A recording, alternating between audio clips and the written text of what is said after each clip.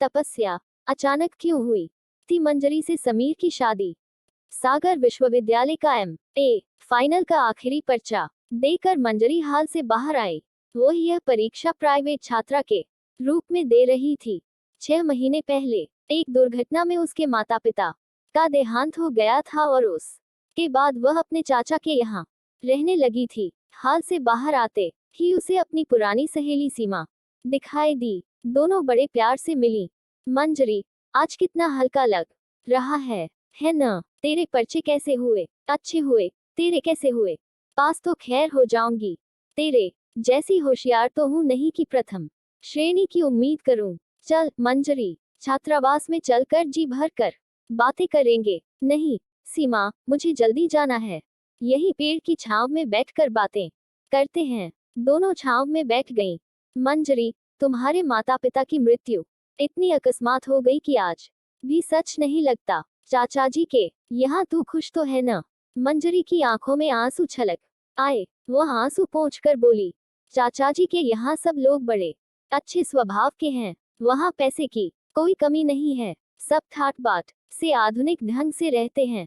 लेकिन सीमा, मुझे वहाँ रहना अच्छा नहीं लगता। क्यों भला? देखो सीमा, मेरे पिताजी साधारण लिपिक थे और चाचा जी प्रखर बुद्धि के होने के कारण IAS हो गए। दोनों भाइयों की स्थिति में इतना अंतर था कि मेरे पिताजी हमेशा हीन भावना से पीड़ित रहते थे। फिर भी वह स्वाभिमानी थे, इसीलिए उन्होंने हमें चाचाजी के घर से यथासंभव दूर रखा था। उन्हें बहुत दुख था कि बचपन में उन्होंने पढ़ाई की तरफ ध्यान नहीं दिया। अपनी यह कमी वह मेरे द्वारा पूरी करना चाहते थे।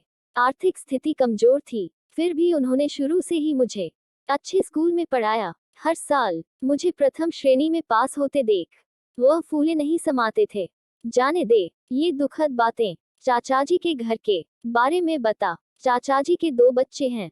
बड़ी लड़की रश्मि मेरी उम्र की है और वह भी MA फाइनल की परीक्षा दे रही है। छोटा कपिल कॉलेज में पढ़ता है। सीमा, तुझे यह सुन कर आश्चर्य होगा कि रश्मि और मैं चचेरी बहनें हैं, फिर भी हमारी शक्ल सूरत एकदम मिलती जुलती है। तो इसका मतलब यह कि रश्मि बहन भी तुझ जैसी सुंदर है न? रंग तो उसका इतना साफ नहीं, पर अच्छे कपड़े लत्तों और आधुनिक साज श्रृंगार से वह काफी आकर्षक लगती है। तभी तो उसकी शादी समीर जैसे लड़के से तय हुई है। आज 5 तारीख है न? 20 तारीख को दिल्ली में उनकी शादी है। अच्छा, यह तो बड़ी खुशी की बात है। पर यह समीर है कौन और करता क्या है? समीर चाचाजी के पुराने मित्र राम सिंह जी का बेटा है। राम सिंह जी मथुरा में ऊंचे पद पर हैं। उनकी 2 लड़कियां हैं और एक बेटा। लड़कियों की शादी हो चुकी है। समीर भी IAS है और आजकल सरगुजा में अतिरिक्त कलेक्टर के पद पर कार्य कर रहा है। देखने में सुंदर, हंसमुख और स्वस्थ है। तो क्या यह प्रेम विवाह है? प्रेम विवाह तो नहीं कह सकते, लेकिन दोनों एक दूसरे को जानते हैं। मंजरी, अपने चाचाजी से कहना कि तेरे लिए भी ऐसा ही लड़का ढूंढ दें। हट, कैसी बातें करती है। कहाँ रश्मि और कहाँ मैं? पगली। समीर, सरीखा पति पाने के लिए माँ बाप का रईस होना आवश्यक है और मेरे तो माँ बाप ही नहीं हैं। मैं तो शादी की बात सोच भी नहीं सकती। पास होते ही मैं नौकरी तलाश करूंगी। चाचाजी पर मैं और ज्यादा बोझ नहीं डालना चाहती। रहस्यमय ढंग से हंसते हुए सीमा बोली, अरे तू शादी नहीं करना चाहती तो अपने चाचाजी से मेरे लिए लड़का ढूंढने के लिए कह दे। दोनों हंसने लगी। अरे सीमा, एक बात तो तुझे बताना भूल ही गई। रसोई में चाची जी की मदद करते करते मैं भी रईसी खाना नेने व्यंजन बनाना सीख गई हूँ। अगर किसी IAS अधिकारी से ब्याह करने की तेरी इच्छा पूरी हो जाए तो अपने पति के साथ मेरे घर अवश्य आना। खूब बया खाना खिलाऊंगी। एक दूसरे से हंसी मजाक करते उन्हें आधा घंटा बीत गया। जब वे तपती धूप से परेशान होने लगी तो जाने के लिए उठ खड़ी हुई। मंजरी ने एक कागज पर चाचाजी का पता और अपना रोल नंबर लिखकर सीमा को दे दिया। सीमा, परिणाम निकलते ही मुझे खबर करना। जरूर जरूर, अब कब मुलाकात होगी? कहकर सीमा मंजरी के गले लगी। फिर दोनों भारी मन से एक दूसरे से विदा हुई। रश्मि और मंजरी के पर्चे अच्छे होने पर चाचा चाची खूब खुश थे। चाची जी, अब मैं घर का काम संभालूंगी, आप निश्चिंत होकर बाहर का काम करिए, मंजरी ने कहा। शादी का दिन आया, लेकिन घर में कोई हो हल्ला नहीं था। दोनों तरफ के मेहमानों के लिए एक अच्छे होटल में कमरे ले लिए गए थे। शादी और खाने पीने का प्रबंध भी होटल में ही था। मेहमान भी सिर्फ एक दिन के लिए आने वाले थे। रश्मि के माता पिता मेहमानों की अगवानी के लिए सवेरे से ही होटल में थे। बाराती सुबह 10 बजे पहुंच गए थे। सबका उचित स्वागत सम्मान किया गया। दोपहर 1 बजे खाना हुआ। खाने के बाद रश्मि के माता पिता थोड़ी देर के लिए आराम करने अपने कमरे में आ गए। 4 बजे फिर तैयार होकर रिश्तेदारों और बारातियों के पास चले गए। जाते जाते रश्मि से बोल गए कि वह जल्दी मेकअप करके वक्त पर तैयार हो जाए। माम बाप के जाते ही रश्मि ने मंजरी को अपने पास बुलाया और बोली, मंजरी, मैं मेकअप के लिए जा रही हूँ, लेकिन यदि मुझे देर हो गई तो पिताजी को अलग से बुलाकर ठीक 6 बजे यह लिफाफा दे देना, भूलना नहीं। नहीं भूलूंगी, लेकिन तुम 6 बजे तक आने की कोशिश करना। रश्मि हाथ में छोटा सा सूटकेस लेकर चली गई। होटल के ग्राउंड फ्लोर पर ब्यूटी पार्लर में जाने की बात कहकर जब शाम को 6 बज गए और रश्मि नहीं आई तो मंजरी ने चाचा जी को कमरे में बुलाकर वह लिफाफा उनके हाथ में दे दिया। चाचा जी, यह रश्मि ने दिया है, अब बिटिया की कौन सी मांग है। कहते कहते उन्होंने लिफाफा खोला और अंदर का कागज निकालकर जैसे जैसे पढ़ने लगे, उनका चेहरा क्रोध से लाल हो गया। मूर्ख, नादान लड़की, कहत कहते वो दोनों हाथों में सिर पकड़ कर बैठ गए। चाचा जी, क्या हुआ, अब मैं क्या करूं? मंजरी कह कर उन्होंने वह कागज मंजरी को दे दिया और आंखों में आए आंसू पोंछकर उन्होंने मंजरी से कहा, जा बेटी, अपनी चाची को जल्दी से बुला ला, मैं राम सिंह जी को फोन करके बुलाता हूँ। चिट्ठी पढ़कर मंजरी सकपका गई और झट से चाची को बुला लाए। रश्मि के पिता ने वह चिट्ठी अपनी पत्नी के हाथ में पकड़ा दी। पढ़ते ही रश्मि की मां रो पड़ी। चिट्ठी में लिखा था, पिताजी, मैं जानती हूँ मेरी यह चिट्ठी पढ़कर आप और माँ बहुत दुखी होंगे, लेकिन मैं माफी चाहती हूँ। मैं मानती हूँ कि समीर लाखों में एक है, मुझे भी वह अच्छा लगता है, लेकिन मैं रोहित से प्यार करती हूँ। और जब आप यह पत्र पढ़ रहे होंगे, तब तक आर्य समाज मंदिर में मेरी उससे शादी हो चुकी होगी। आपको पहले बताती तो आप राजी न होते। मैं यह भी जानती हूँ कि शादी के दिन मेरे इस तरह एकाएक गायब हो जाने से आपकी स्थिति बड़ी विचित्र हो जाएगी, लेकिन मैं दिल से मजबूर हूँ। हाँ, मेरा एक सुझाव है, मंजरी का कद मेरे जैसा ही है और रिंग रूप में तो वह मुझसे भी बेहतर है। आप समीर से उसकी शादी कर दीजिए, किसी को पता तक नहीं लगेगा। मैं फिर आप से क्षमा चाहती हूँ। रश्मि इतने में राम सिंह जी भी अपनी पत्नी के साथ वहां आ गए। उन्हें देखकर रश्मि के पिता ने बड़े दुखी स्वर में कहा, मेरे दोस्त, क्या बताऊं, इस रश्मि ने तो हमें कहीं का नहीं छोड़ा। और यह कहकर उन्होंने वह चिट्ठी उन्हें पकड़ा दी।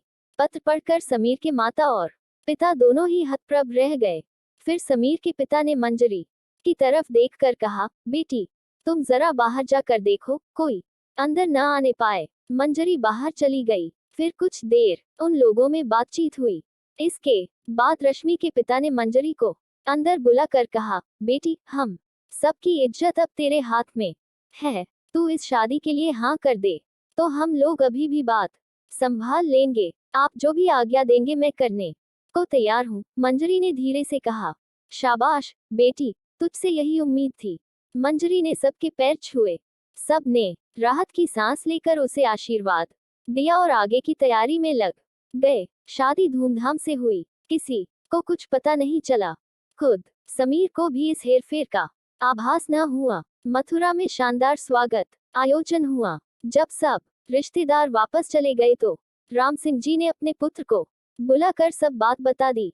सुन कर समीर ने अपने को बेहद अपमानित महसूस किया। उसके मन को गहरी ठेस लगी थी और उसे सबसे अधिक अफसोस इस बात का था कि उससे संबंधित इतनी बड़ी बात हो गई और माँ बाप ने कोई कदम उठाने से पहले उससे सलाह तक नहीं ली। माँ बाप पर जैसे दुख का पहाड़ गिर पड़ा।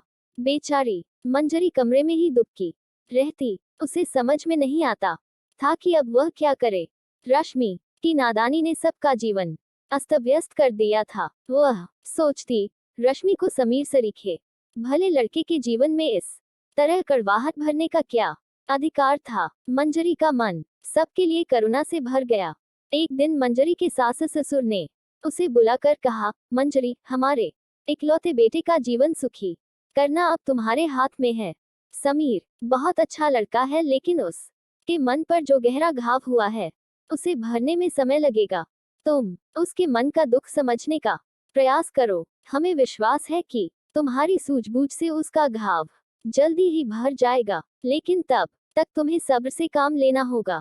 किसी प्रकार की जल्दबाजी घातक सिद्ध हो सकती है। आप निश्चिंत रहिए, मुझे उम्मीद है कि आपके आशीर्वाद और मार्ग दर्शन से मैं सब ठीक कर लूंगी।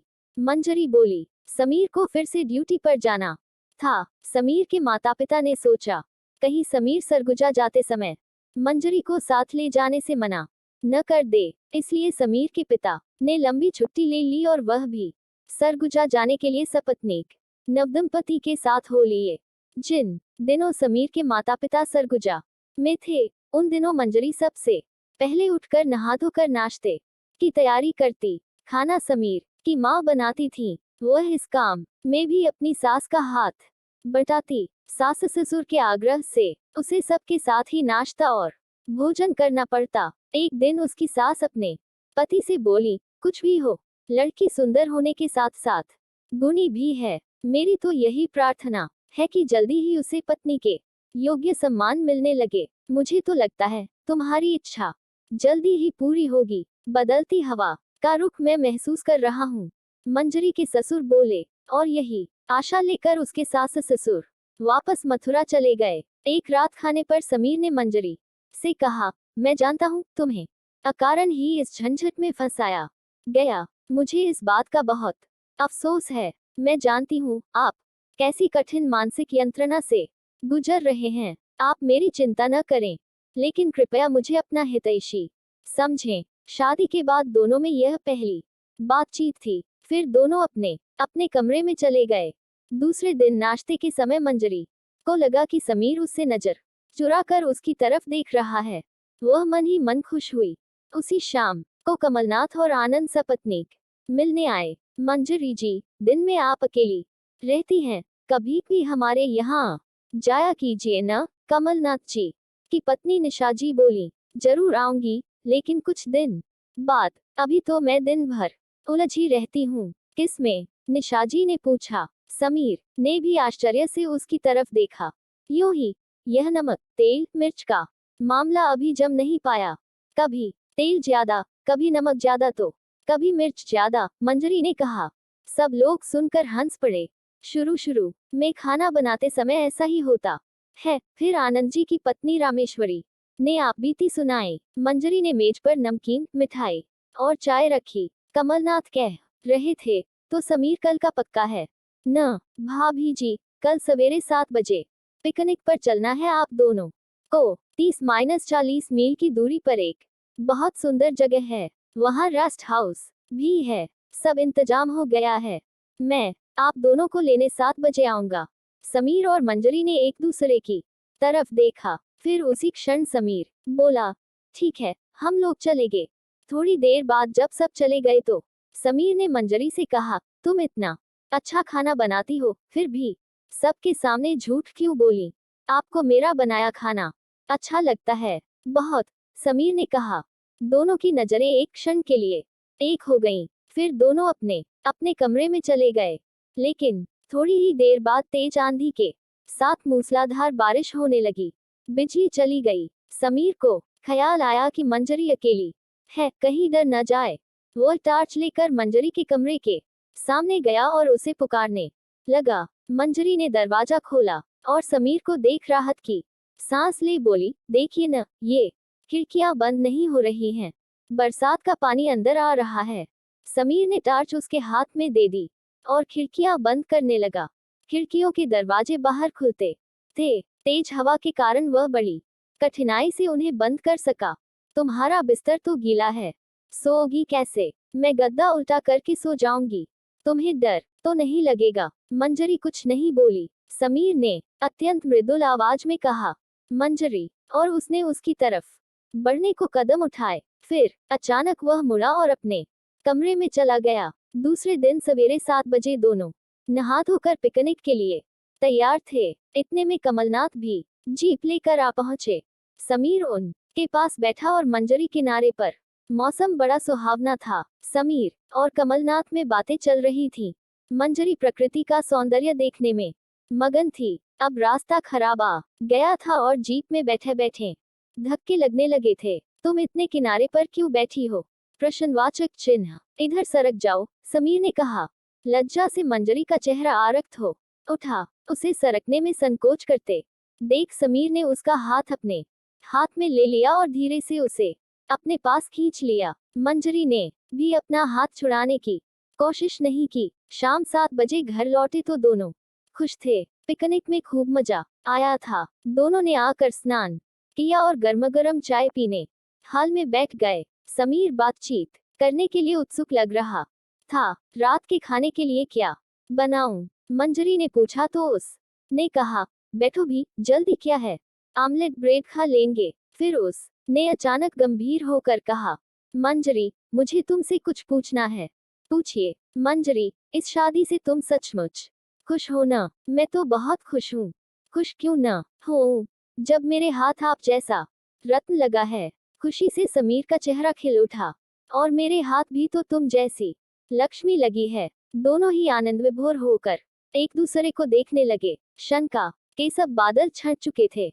तनाव खत्म हो गया था। इतने में कालबेल बजी। समीर उठ कर बाहर गया। मंजरी सोच रही थी कि अगले दिन सवेरे वह सास ससुर को फोन करके यह खुशखबरी देगी। मंजरी, मंजरी कहते हुए खुशी से उछलता समीर अंदर आया। इधर आओ मंजरी, देखो तुम्हारा MA का नतीजा आया है। दौड़कर मंजरी उसके पास गई, लेकिन समीर ने आसानी से उसे तार नहीं दिया। मंजरी को छीना झपटी करनी पड़ी। तार खोल कर पड़ा। हार्दिक बधाई, योग्यता सूची में द्वितीय। चाचा। खुशी से मंजरी का चेहरा चमक उठा। तिरछी नजर से उसने पास खड़े समीर की तरफ देखा। समीर ने आवेश में उसे अपनी ओर खींच लिया और मृदुल आवाज में कहा, मेरी ओर से भी हार्दिक बधाई। तुम जैसी होशियार, गुणी और सुंदर पत्नी पाकर मैं भी आज योग्यता सूची में आ गया हूँ। मंजरी। इस सुखद वाक्य को सुनते ही मंजरी ने अपना माथा समर्पित भाव से समीर के कंधे पर रख दिया। उसकी तपस्या पूरी हो गई थी। अच्छा लगा हो तो लाइक और सब्सक्राइब जरूर करें हमारे चैनल कहानियां R1 को। Thank you RMR।